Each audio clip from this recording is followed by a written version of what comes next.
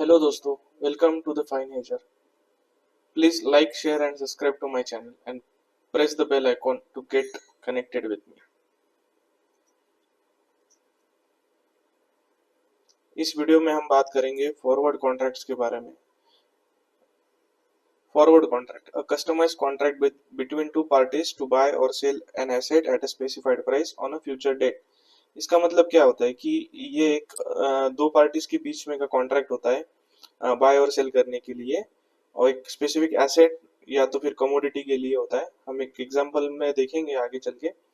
तो इसमें एक स्पेसिफिक प्राइस लिखा होता है और एक स्पेसिफिक डेट लिखा होता है, जिसमें कि आगे चल के उस प्राइस पे उस डेट को सब अपने अपने कंडीशंस के हिसाब से एसेट को डिलीवर करेंगे। तो इसके फीचर्स क्या क्या होते हैं? ये एक unique contract between two parties, ये एक यूनिक कॉन्ट्रैक्ट होता है जो दो पार्टीज के बीच में होता है। अब इसकी टर्म्स एंड कंडीशंस अलग अलग हो सकती है, जैसे भी आप कस्टमाइज करके इसको बनाएंगे तो वो एक फॉरवर्ड कॉन्ट्रैक्ट ही कहलाएगा। Features of the forward contract, ये एक unique contract between two parties, ये एक यूनिक कॉन्ट्रैक्ट होता है दो पार्टीज के बीच में, जिसमें स्पेसिफिक प्राइस लिखी होती है और एक फ्यूचर डेट लिखी होती है, जिस डेट पे आपको आगे चल के उस गुड्स को या सर्विसेज को उस दिन पे आपको वो देना ही पड़ेगा। तो इसमें जो फीचर्स होते हैं, वो second feature is fix settlement on expiry day. तो इसमें जो एक्सपायरी डे होता है, मतलब कि जो कॉन्ट्रैक्ट डे होता है, जो फ्यूचर डेट होती है, उस डेट पे आपको वो एसेट या तो फिर वो सर्विसेज आपको प्रोवाइड करनी ही पड़ेगी। थर्ड आता है हमारा काउंटर पार्टी रिस्क इन्वॉल्व। अब काउंटर पार्टी रिस्क क्या होता है? Counter party risk is a default risk. मतलब किसी आपने एक पार्टी के साथ एग्रीमेंट बनाया, लेकिन वो अगर उस फ्यूचर डेट पे अगर उन्होंने वो एग्रीमेंट को फॉलो नहीं किया, अगर उन्होंने उस गुड्स या सर्विसेज को हमें प्रोवाइड नहीं किया, तो वो एक हमारा एक रिस्क हो जाता है। तो उसे हम काउंटर पार्टी रिस्क या डिफॉल्ट रिस्क भी बोलते हैं।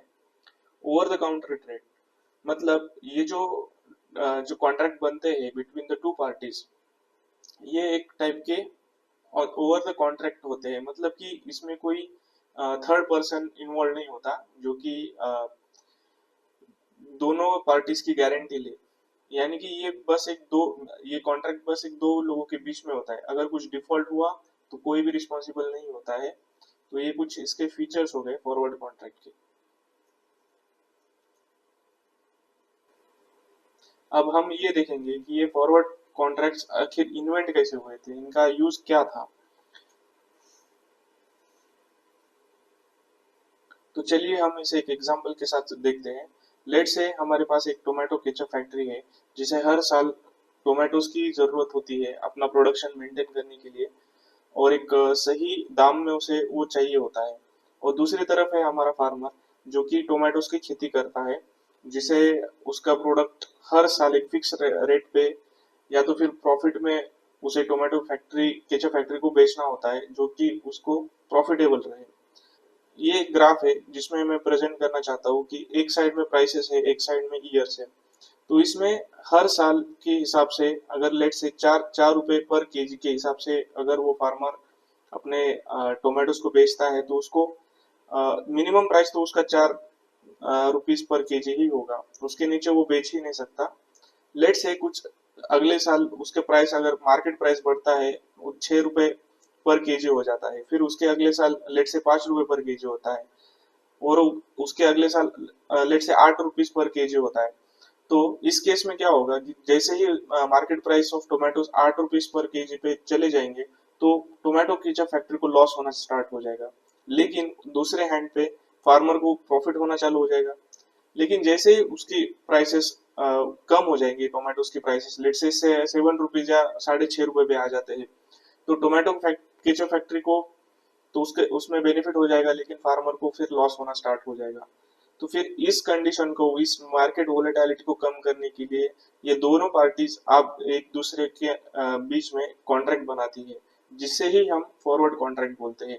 इस कॉन्ट्रैक्ट में क्या होगा कि ये दोनों मिलके एक बेस लाइन फिक्स करेंगे।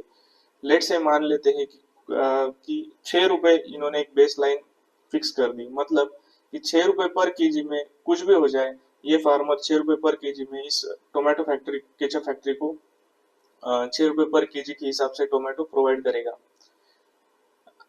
इस कॉन्ट्रैक्ट से इन दोनों को क्या बेनिफिट होता है? इस कॉन्ट्रैक्ट से ये बेनिफिट होता है कि फार्मर का जो भी कुछ प्रोडक्शन होगा वो पूरा का पूरा टोमेटो केचप फैक्ट्री में चला जाएगा, तो उसको उसमें नुकसान नहीं होगा।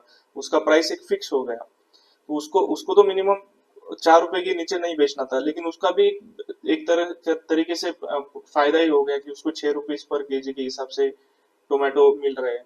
और दूसरी तरफ टोमेटो केचप फैक्ट्री को क्या फायदा है कि वो अपना प्रोडक्ट मतलब अपने जो प्रोडक्ट बनाने के लिए टमाटर की जरूरत है उसका पूरा जो हिसाब रखेगी वो छह रुपीस पर केजी के हिसाब से ही रखेंगे।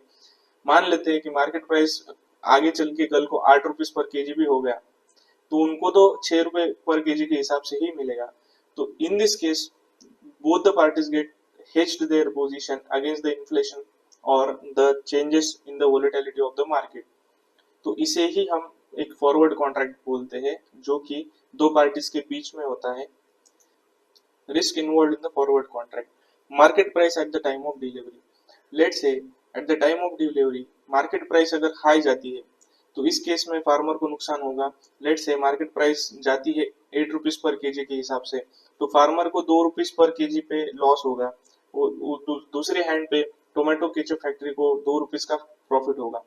तो इस केस में क्या होता है कि जो भी कॉन्ट्रैक्ट ये दोनों बनाएंगे तो उसको फुलफिल करना ही होता है, जिसमें ये अलग अलग क्लॉज डाल सकते हैं कॉन्ट्रैक्ट बनाने में कि अगर कुछ काउंटर पार्टी रिस्क होता है या तो फिर टाइम ऑफ डिलीवरी पे अगर फार्मर कोई डिलीवरी नहीं दे सका तो क्या क्या उस पे पेनल्टीज लगेगी, या तो फिर क्या क्या उसके मतलब कंडीशंस रहेगी, ये सब लिखा हुआ होता है इस फॉरवर्ड कॉन्ट्रैक्ट में। दूसरा हम रिस्क इन्वॉल्व कर सकते हैं कि काउंटर पार्टी रिस्क। मान लेते हैं कि at the time of delivery जितना भी लेट से इन्होंने एक कॉन्ट्रैक्ट बनाया कि 10 टन ऑफ टोमेटो ये फार्मर एक स्पेसिफाइड डेट पे टोमेटो केचप फैक्ट्री को बेचेगा, लेकिन कुछ कारणों की वजह से अगर वो उसको 10 टन ऑफ टोमेटो नहीं बेच सका, quantity risk for both the parties. Tomato ketchup factory ऐसे कॉन्ट्रैक्ट्स बहुत सारे किसानों के साथ बना सकती है, तो अगर उसको अगर ज्यादा जरूरत पड़ेगी तो वो सीधा सीधा खरीद लेगा इन फार्मर्स से, जो कि फिक्स डिफाइन ₹6 पर केजी के हिसाब से होगा। लेकिन मान लेते हैं कि मार्केट प्राइस बहुत ज्यादा हो गई और इसको क्वांटिटी की जरूरत नहीं है, तो और ये डिफॉल्ट अगर कर रहा है कोई फार्मर, तो उसको उस केस में लॉस होना स्टार्ट हो जाएगा। वो एक काउंटर पार्टी रिस्क यानी कि डिफॉल्ट रिस्क। हमारा लास्ट रिस्क आता है कि cannot transfer to others. मतलब अभी मान लेते हैं कि ये जो कॉन्ट्रैक्ट है ₹6 पर केजी के हिसाब से एक फार्मर ने टोमेटो केचप फैक्ट्री के साथ बनाया है, तो ये दो पार्टीज के बीच का कॉन्ट्रैक्ट हो गया। तो यानी कि ये आगे चल के ये फार्मर किसी और को ये कॉन्ट्रैक्ट नहीं बेच सकता। ओके, तो ये एक नॉन ट्रांसफरेबल ऐसा कॉन्ट्रैक्ट हो गया जिसे हम फॉरवर्ड फॉरवर्ड कॉन्ट्रैक्ट भी कहते हैं। तो जो भी रिस्क आएगा, जो भी कुछ देना होगा, तो ये दोनों पार्टीज के बीच में ही होगा, तो उसके हिसाब से वो कस्टमाइज्ड कॉन्ट्रैक्ट होता है। तो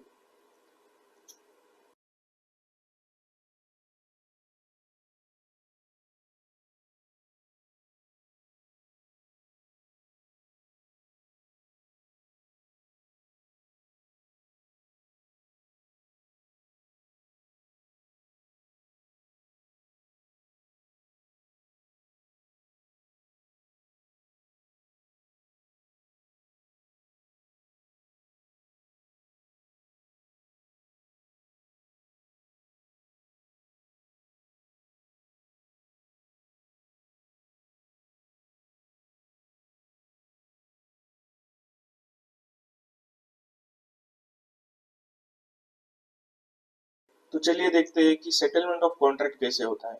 अभी ये दो पार्टीज के बीच में एक कॉन्ट्रैक्ट बन गया जिसे हम फॉरवर्ड कॉन्ट्रैक्ट कहेंगे। तो चलिए देखते हैं कि सेटलमेंट ऑफ कॉन्ट्रैक्ट कैसे होता है। अभी ये जो कॉन्ट्रैक्ट बना है दो पार्टीज के बीच में, तो इस केस में दो सिनेरियो बनते हैं। Let's say case one, let's say contract price बना है ₹6 पर केजी के हिसाब से, लेकिन आगे चल के अगर मार्केट प्राइस बनता है ₹8 पर केजी के हिसाब से, तो डिलीवरी सेटलमेंट के टाइम पे farmer will deliver all the 10 ton of tomato to factory with exchange of money and fulfill the contract. मतलब कि फार्मर को अगर लगता है कि उसका जो 6 रुपीज पर केजी का जो प्राइस आ रहा है उसकी क्वालिटी ऑफ द टोमेटोज के हिसाब से वो अगर सही है, तो वो सीधे सीधे जाके अपना अपना जो पूरा जो प्रोडक्शन है वो सीधा टोमेटो केचप फैक्ट्री को सेल कर देगा। तो इस केस में कुछ भी जो डिलीवरी सेटलमेंट जो होगी वो डिलीवरी सेटलमेंट होगी, मतलब कि पूरा उसका जो प्रोडक्शन है वो पूरा टोमेटो फैक्ट्री को चला जाएगा, उसके बदले में टोमेटो फैक्ट्री उसको पैसे दे देंगी। Case number 2, cash settlement. If farmer is not able to deliver the tomatoes, then he can pay the cash to the company at a desired described price. Okay, तो इसका मतलब क्या होता है, मान लेते हैं कि कॉन्ट्रैक्ट प्राइस में हमारे जो टोमेटोज की कॉन्ट्रैक्ट प्राइस लिखी हुई है वो 6 रुपीज पर केजी के हिसाब से है, लेकिन current market price 8 rupees per KG के हिसाब से चल रहा है। तो इस केस में फार्मर को 2 रुपीज पर केजी का नुकसान हो रहा है। ठीक है, तो वो क्या करेगा कि वो सीधा जाएगा मार्केट प्राइस पे, उसको मार्केट में बेच देगा 8 रुपीज के हिसाब से। लेकिन हमने जहाँ जब कॉन्ट्रैक्ट बनाया था टोमेटो केचप फैक्ट्री के साथ, तो उस केस में हमने एक कॉन्ट्रैक्ट उस पे लिखा था कि अगर वो डिफॉल्ट करता है तो उसको कुछ पेनल्टी देनी पड़ेगी, या तो फिर क्या क्या उसके वो जो रिस्क हो सकते हैं वो सब लिखा हुआ होता है। तो वो क्या करेगा कि सीधा सीधा जाके अगर उसमें अगर कैश सेटलमेंट हो रहा है, मतलब कि 6 रुपीज पर केजी के हिसाब से जितना भी टोमेटो केचप फैक्ट्री को देना बनता है, तो वो उसका कैश में सेटलमेंट कर देगा, और उसके ऊपर जो भी पेनल्टी उस कॉन्ट्रैक्ट में डिस्क्राइब होगी वो पेनल्टी भी फार्मर उसको फैक्ट्री को दे देगा, अगर उसको उसमें प्रॉफिट होता है तो। अगर नहीं होता है तो फिर जैसे हमने केस 1 में देखा, वो सीधा सीधा पूरा का पूरा डिलीवर कर देगा। अभी यहाँ पे कहते हैं एक note, the forward contracts are customised according to need of the both the parties but futures are fixed type of contracts. हाँ, हम जो फ्यूचर एंड ऑप्शंस में ट्रेड करते हैं, जो फ्यूचर्स होते हैं, फ्यूचर्स भी एक टाइप के फॉरवर्ड कॉन्ट्रैक्ट्स ही हो गए, जिसमें एक स्पेसिफाइड डेट होता है, एक बायर होता है, एक सेलर होता है और एक प्राइस फिक्स होती है। लेकिन आप ध्यान रखिए कि जैसे कि फॉरवर्ड कॉन्ट्रैक्ट्स को फिजिकल डिलीवर करना पड़ता है, वैसे ही फ्यूचर्स कॉन्ट्रैक्ट्स को भी फिजिकल डिलीवर करना पड़ता है। और फॉरवर्ड्स में क्या डिफरेंस है और फ्यूचर्स कॉन्ट्रैक्ट्स हमें हेजिंग के लिए कैसे हेल्प कर सकते हैं, और उसमें कौन से रिस्क इन्वॉल्व होते हैं, तो आने वाली वीडियोस में हम फ्यूचर्स कॉन्ट्रैक्ट्स के बारे में देखेंगे। Thanks for watching and please do like, share and subscribe to my channel.